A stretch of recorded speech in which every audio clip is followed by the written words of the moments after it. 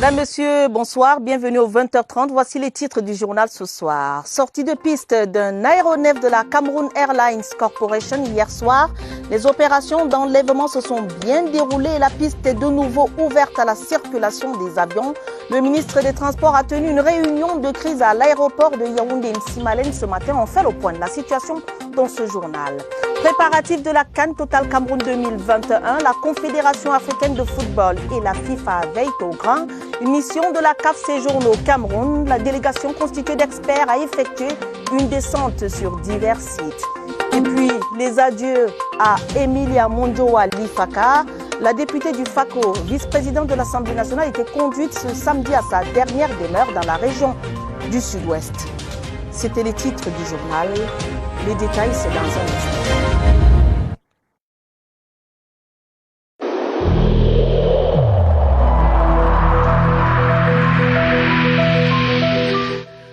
Je vous exhorte de nouveau à porter vos masques, à vous laver régulièrement les mains et à faire appel à un médecin ou à tout autre personnel de santé au cas où des symptômes apparaissent. C'est le seul moyen de préserver les vies et de freiner la propagation du virus.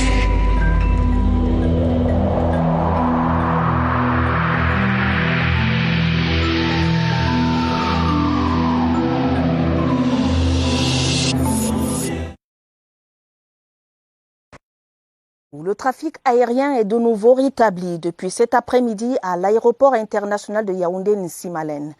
Il a été interrompu pendant quelques heures à cause d'une sortie de piste d'un aéronef de la compagnie aérienne nationale Camerco. Aucune perte en vies humaines ni de dégâts matériels enregistrés. Laurence Oukalia. La piste porte encore les traces de la sortie de piste. Un souvenir effacé ce matin par ses agents sur le terrain. Après 4 heures de manœuvre, l'aéronef était de nouveau sur le tarmac. C'est une opération extrêmement délicate. Donc il a fallu que nous prenions du temps. Donc de 8h à 12h. Donc c'est toutes les parties prenantes à cette opération qui ont été mobilisées. Outre l'autorité administrative, l'autorité aéronautique, Camerco, l'exploitant, ASECNA et ADC. Nous avons été appuyés dans cette opération par l'armée, par le génie militaire. Nous avons bénéficié de cet appui matériel logistique. Après cet incident, l'aéronef n'a affiché aucune cicatrice apparente. Les opérations de sauvetage des passagers, ont été tous évacués, sains et saufs. Donc pas d'incident ni matériel ni humain. À l'aéroport international de Yaoundé-Nsimalen, les comptoirs de l'aérogare sont de nouveau ouverts et le trafic aérien rétabli. L'aéroport international de Yaoundé-Nsimalen est donc rouvert au trafic aérien après une fermeture de quelques heures suite à la sortie de piste de l'aéronef Embraer ERJ 145. Les procédures d'enlèvement se sont achevées. Une réunion de crise présidée par le ministre des Transports, Jean-Ernest Massénangale Bibé, a permis de faire le point de la situation. Plus de détails avec Lucrèce Mbunga. L'aéronef Embraer ERJ 145 de nouveau sur la piste, le ministre des Transports Jean-Ernest Massénangale Bibé et tous les responsables des administrations concernées sortent de la zone de turbulence et se concertent. De leur réunion, il ressort 3 préconisations essentiellement. L'ouverture d'une enquête technique par le ministère des Transports et dont les conclusions devraient être rendues à qui de droit dans 48 heures. Également retenu, l'inspection de l'aéronef, notamment par Camerco et l'autorité aéronautique pour évaluer la navigabilité de l'aéronef, bien qu'il ne présente pas de dommages apparents. Signalons par ailleurs que l'enquête technique ouverte va permettre d'évaluer la gestion de la crise, notamment dans ses volets communicationnels et de prise en charge psychologique des passagers et de l'équipage. Cette concertation a aussi permis de revenir sur les premiers éléments identifiés comme étant les causes de la sortie de piste de l'aéronef à l'aéroport international de Yaoundé-Nsimalen. L'avion atterrit sur la piste 19 dans les conditions météorologiques suivantes. Orage avec pluie, vent de secteur est de vitesse 18 nœuds, Visibilité 4000 mètres des cumulonimbus dans tous les secteurs. Cumulonimbus, ce sont des nuages orageux. Après l'atterrissage, l'avion a commencé à s'écarter de l'axe de piste sur le côté gauche. Il aura fallu 4 heures pour venir à bout des opérations d'enlèvement de l'aéronef Embraer ERJ 145. Cette réunion de crise était également l'occasion de saluer la synergie d'action entre toutes les administrations du secteur de l'aviation au Cameroun.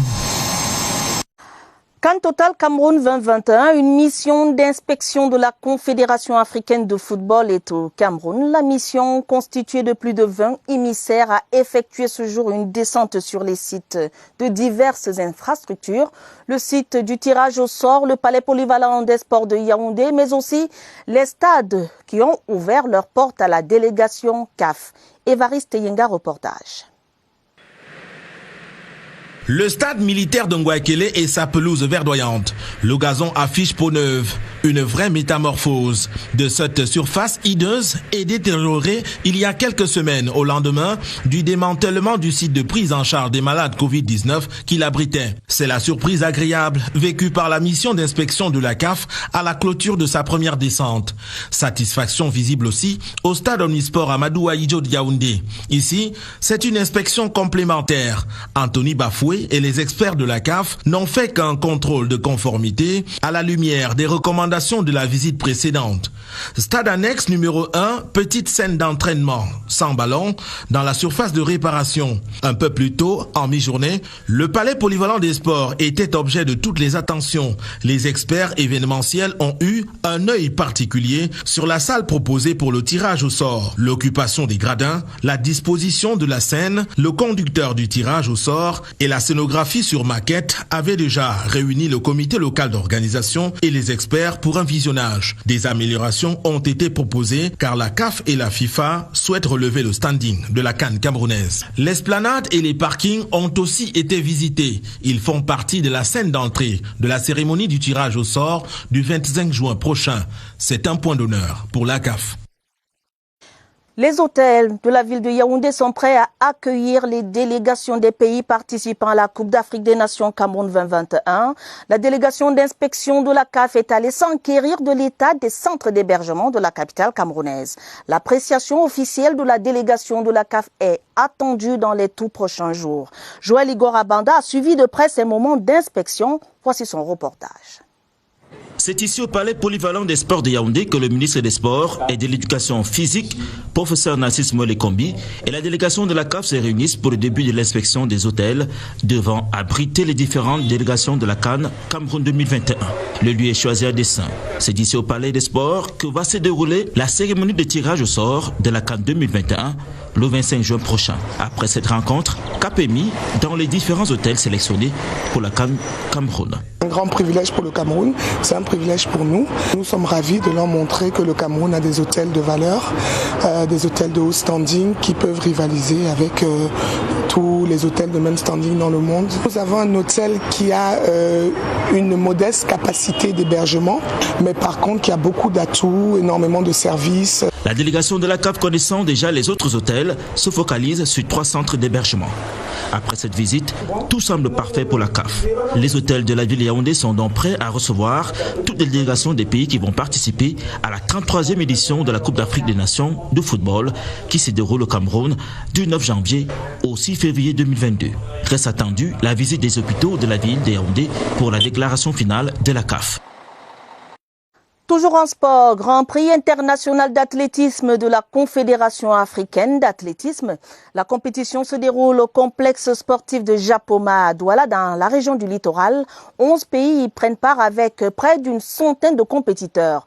Un Camerounais a battu le record du lancer de poids. Billy Jospin Takougon a atteint 17,28 m. La Congolaise Ngoye est vainqueur du 200 mètres dames et puis Emmanuel Essémé remporte le 100 mètres. En attendant l'homologation de la compétition, faisons le point de la première journée avec Esther Ayimboku.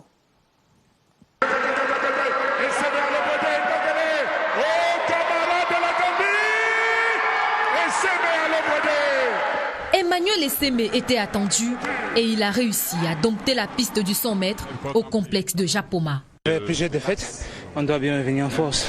C'était quand même une bonne course et j'apprécie le temps qui a été fait. Seulement, le Camerounais n'a pas pu courir plus que le Gambien Kamara Ibrahima aux 200 mètres messieurs. Une Congolaise remporte les 200 mètres dames. Il s'agit d'Ongoye. Habituée des victoires, elle est championne des Jeux de la francophonie. Elle se prépare déjà pour d'autres échéances.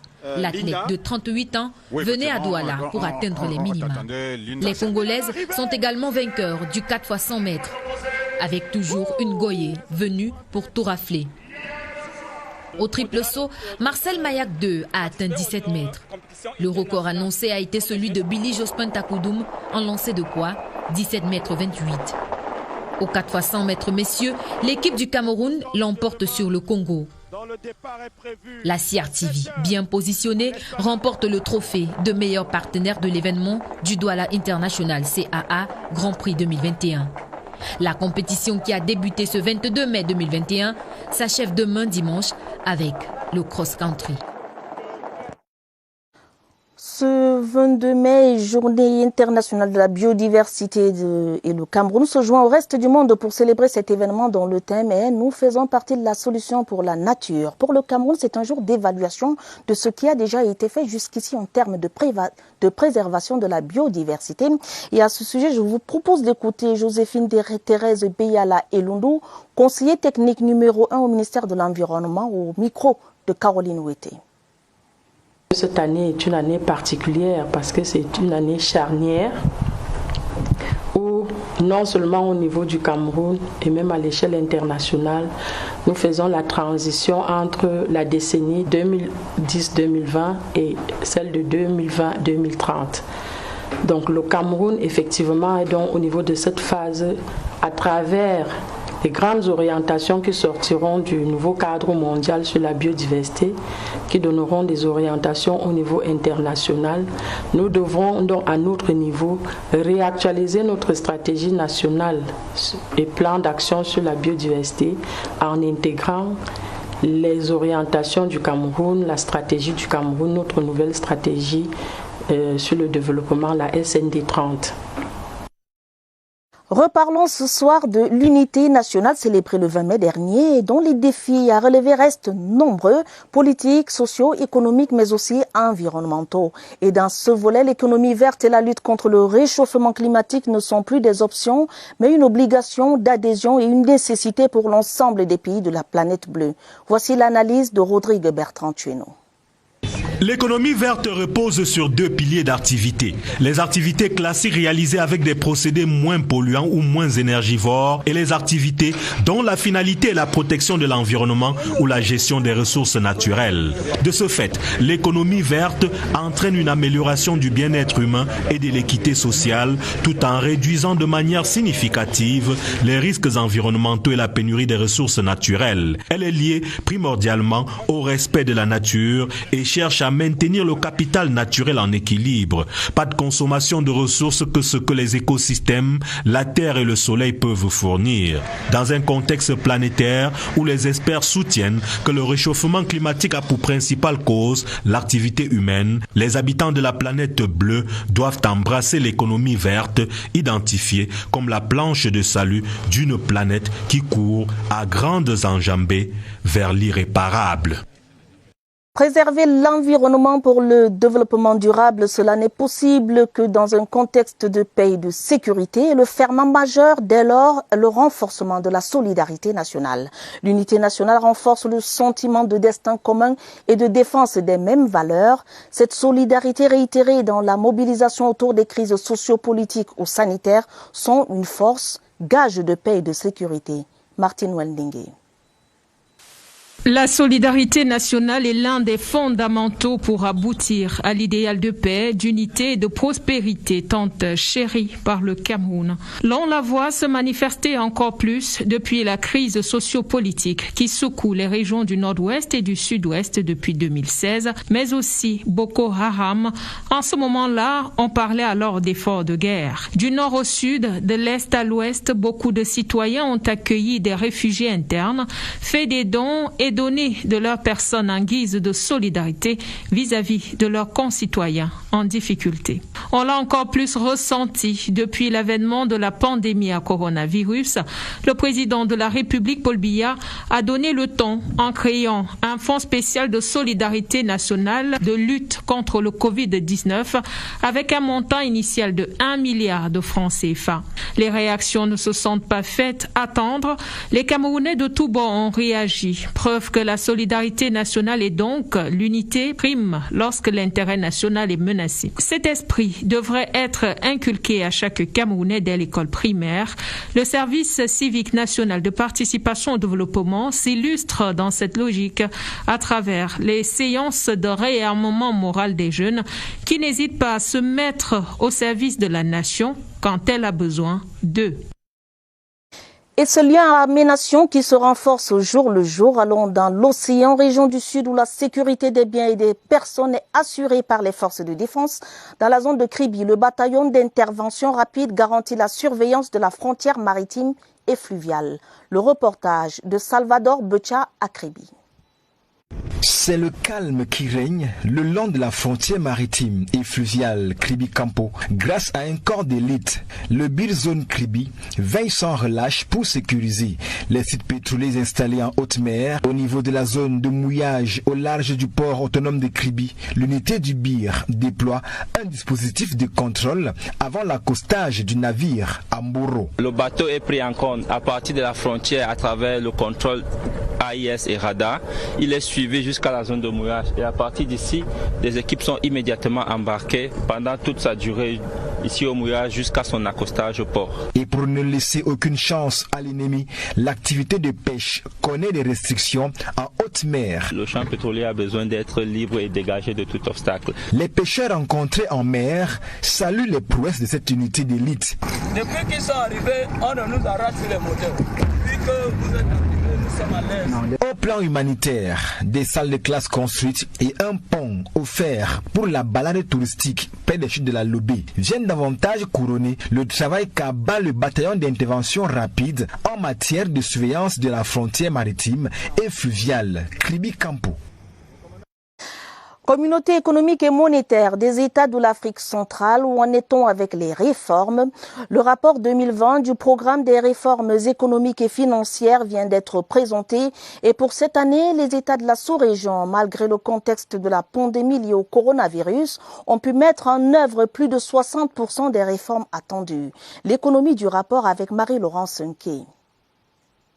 L'exécution du PREF-CEMAC en 2020 est caractérisée par un taux de réalisation de 68,2%. Une bonne réalisation compte tenu du contexte mondial qui a gelé les économies de la sous-région.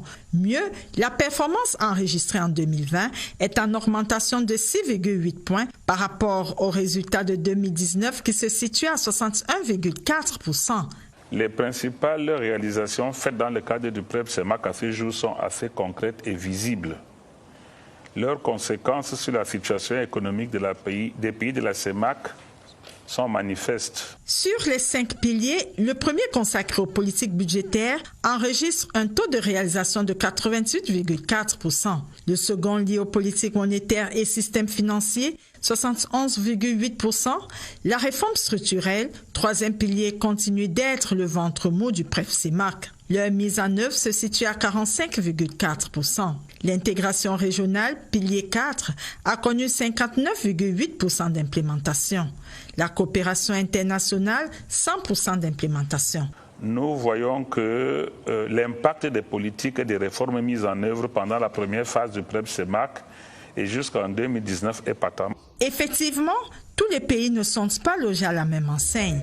Toutefois, il est clair que la pandémie n'aura pas altéré leur volonté de réformer les socles des économies.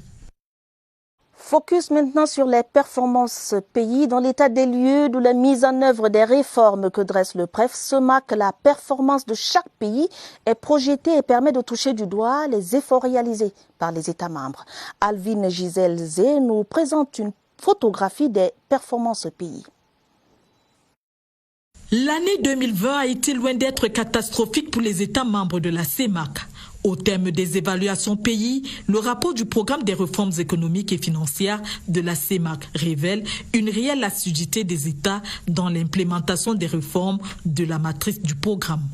Le Cameroun, pays le plus diversifié et leader de la sous-région, se distingue par des avancées dans le renforcement de la politique fiscale à travers la collaboration douane-impôt qui désormais exige le quitus fiscal pour les opérations de dédouanement. En République centrafricaine, les principales réalisations ont porté sur le pilier des politiques budgétaires.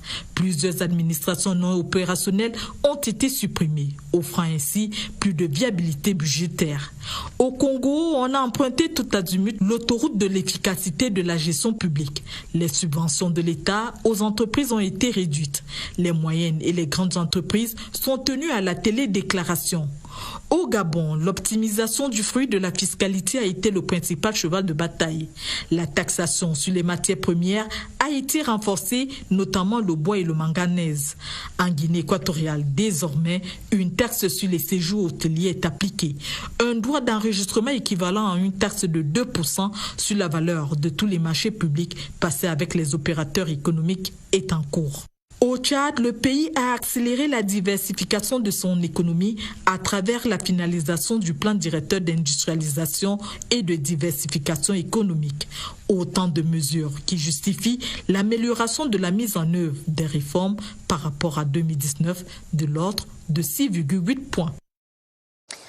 La recherche de solutions à la pandémie du Covid-19, un sujet entre autres au cœur de la réunion du Conseil de paix et de sécurité de l'Union africaine, achevée ce samedi.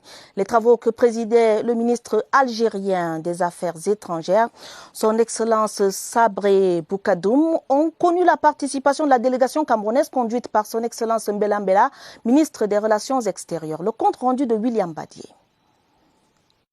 Réduire l'impact de la Covid-19 dans les pays en voie de développement, le sujet était inscrit à l'ordre du jour de la 997e réunion du Conseil de paix et de sécurité de l'Union africaine, tenue ce 22 mai 2021. Le Cameroun, qui n'est pas épargné par la pandémie Covid-19, avait son mot à dire dans la recherche des pistes de solutions contre cette pandémie. La délégation camerounaise accueille favorablement la résolution 2565-2021 du Conseil de sécurité des Nations Unies qui prévoit que les vaccins Covid-19 doivent être traités comme un bien public. Les travaux étaient placés sous la présidence du ministre algérien des Affaires étrangères, son Excellence Sabri Boukadoum, président du Conseil de paix et de sécurité de l'Union africaine pour le mois de mai. Outre les mesures barrières édictées par l'Organisation mondiale de la santé, les pays africains encouragent la production massive et locale du vaccin, son partage, y compris l'assistance aux pays les plus pauvres ou en proie au conflit. La nécessité d'encourager les différents partenaires internationaux à soutenir les facilités COVAX et AVATT en tant que dispositif pour l'acquisition des vaccins. Cet ensemble de mesures contribuera à satisfaire les soins de santé de toutes les populations du continent africain.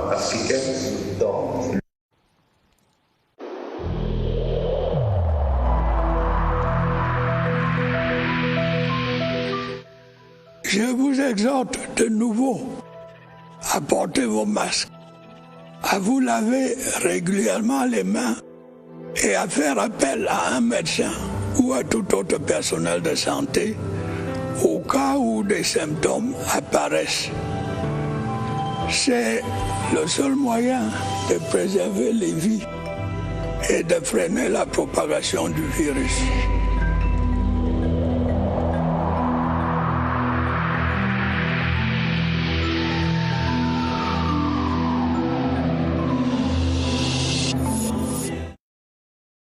La riposte anti-Covid-19 au Cameroun, la vaccination pour tous dès lundi prochain. Les autorités sanitaires ont fait une extension des cibles.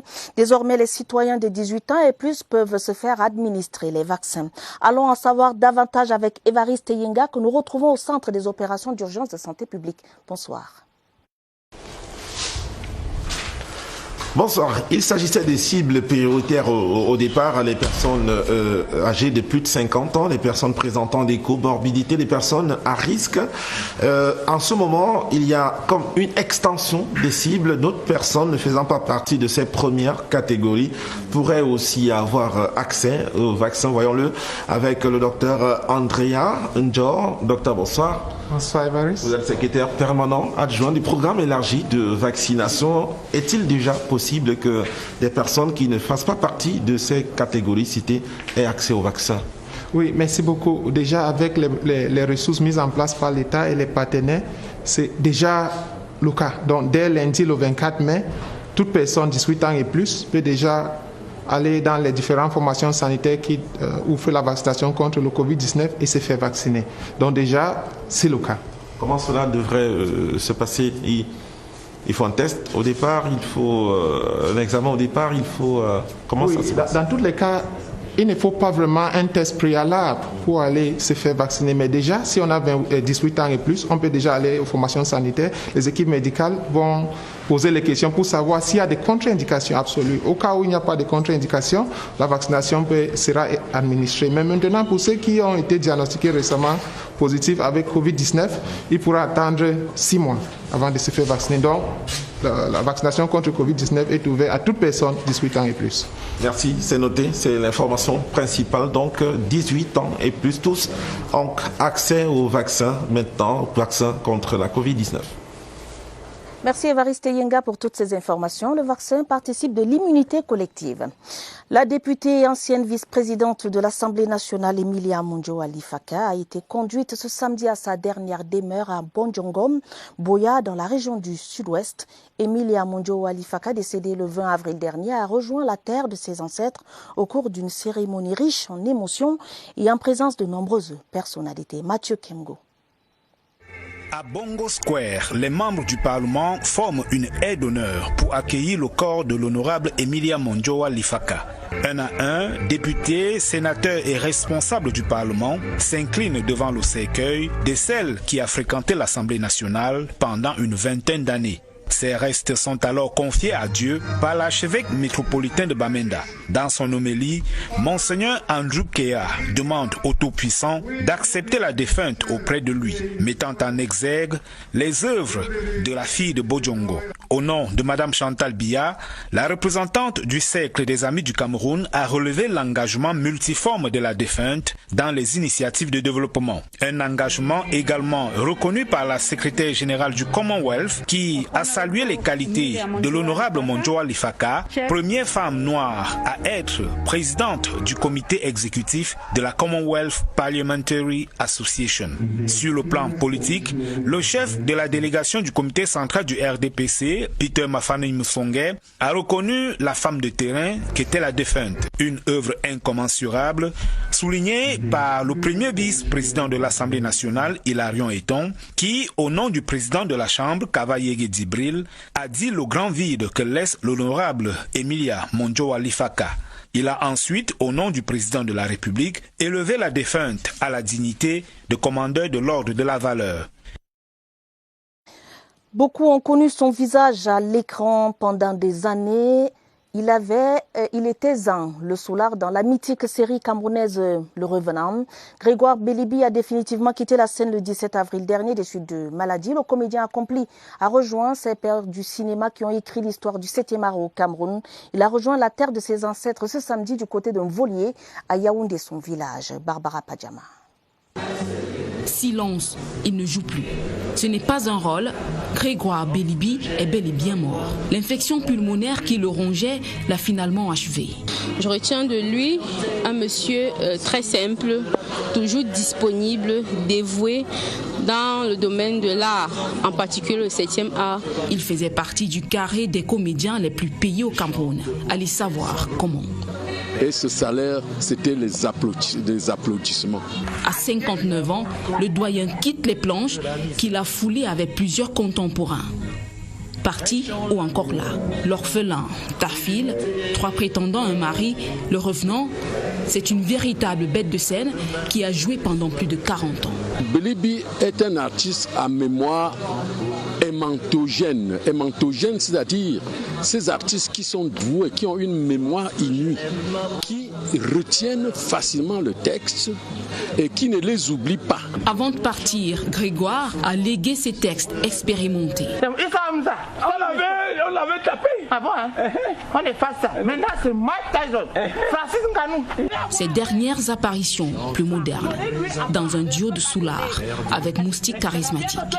Les web-séries ont marqué la fin de ses rôles dans les salles noires. Sans se retourner, il entend bien vos applaudissements.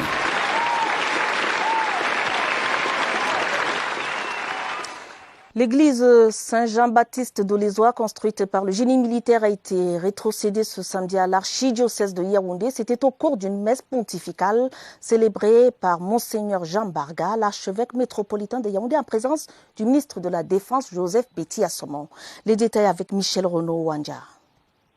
Bâtie sur 640 mètres carrés, l'église Saint-Jean-Baptiste d'Olézoa et son annexe consacrée et rétrocédée à l'archidiocèse de Yaoundé affiche fière allure. La messe pontificale de circonstance, dite par Monseigneur Jean Barga, archevêque de Yaoundé, en présence de Joseph Betty Assomon, ministre délégué à la présidence chargé de la défense, a permis à l'ordinaire des lieux de saluer la qualité de l'ouvrage réalisé par le génie militaire. S'inspirant des Saintes Écritures, l'archevêque de Yaoundé a demandé au peuple de Dieu d'être au service du Christ. Nous venons de réaliser un ouvrage original et futuriste qui est dédié à la population locale de l'Olézoa pour ses prières quotidiennes et surtout à la jeunesse universitaire de notre ville de Yaoundé. L'église est aussi ouverte à d'autres volontés, notamment les militaires catholiques qui aimeraient prier ici et d'autres fidèles qui solliciteraient cet endroit. Cette chapelle, où on parle les reliques du pape Pie X, est le véritable symbole de la coopération entre l'Église et l'État.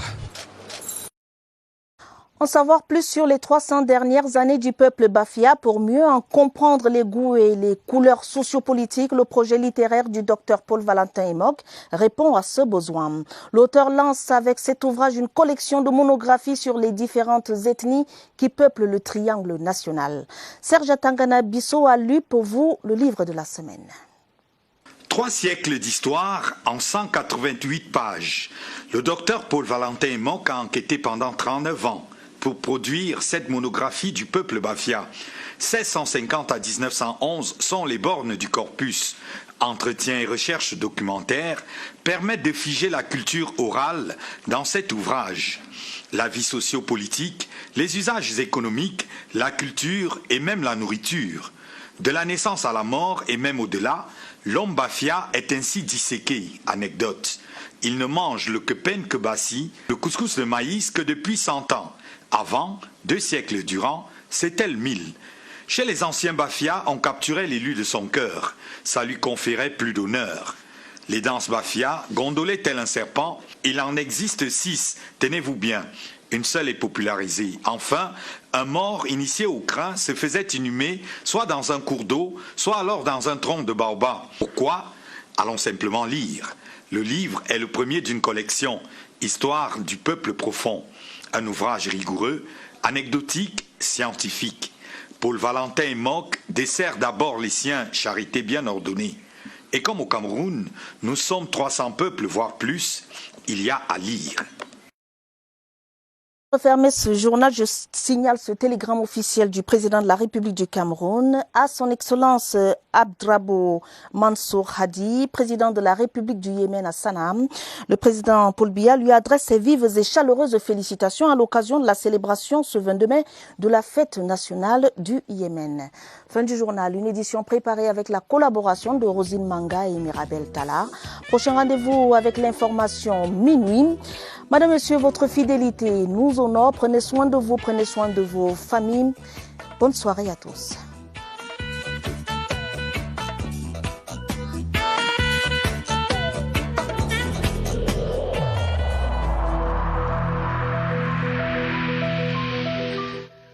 Je vous exhorte de nouveau à porter vos masques, à vous laver régulièrement les mains et à faire appel à un médecin ou à tout autre personnel de santé au cas où des symptômes apparaissent.